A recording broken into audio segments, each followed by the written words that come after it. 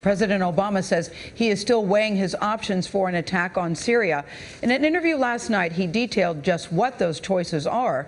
The Obama administration plans to brief high-ranking members of Congress today. Russia objects to any attack. It announced plans this morning to send 2 warships to the Mediterranean Sea, where 4 U.S. Navy ships are standing by. A Russian Navy spokesman says the move is not related to Syria. In a moment, Holly Williams on the Syrian border will have new information on the UN weapons inspectors in Syria. But we begin our coverage with Major Garrett at the White House. Major, good morning. Good morning, Anthony and Gail. The Obama administration is putting the final touches on 2 different intelligence reports on that Syrian chemical weapons attack. A classified report it will deliver to Congress in the next day or 2, and a less detailed report it will release publicly. Now, this public report may not disclose much more than is already known. As one top official told us, quote, "The smoking gun is that this clearly happened." Meanwhile, after 5 days of public silence, President Obama began to make the case for a small-scale strike against Syria.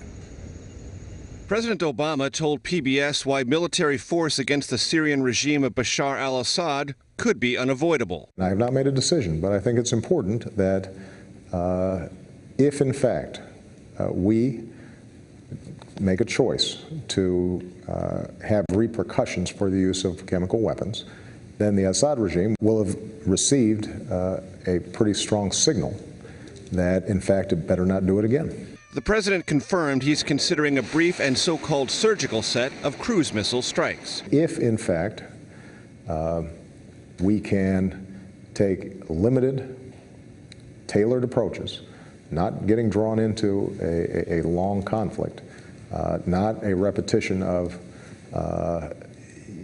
Iraq, which I know a lot of people are worried about. We send a shot across the bow saying, stop doing this.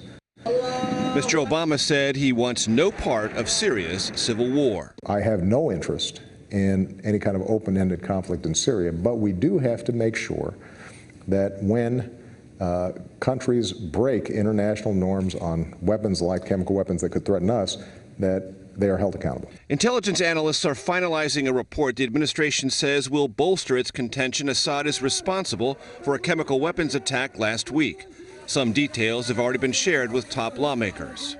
House Speaker John Boehner wrote the president, urging him to explain, quote, how potential military action will secure American national security interests, preserve America's credibility, deter the future use of chemical weapons, and critically, be a part of our broader policy and strategy.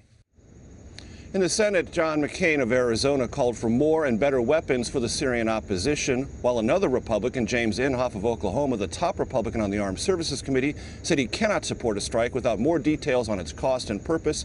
And more than 100 House lawmakers have told the president he must come to Congress to seek authorization before launching any attack.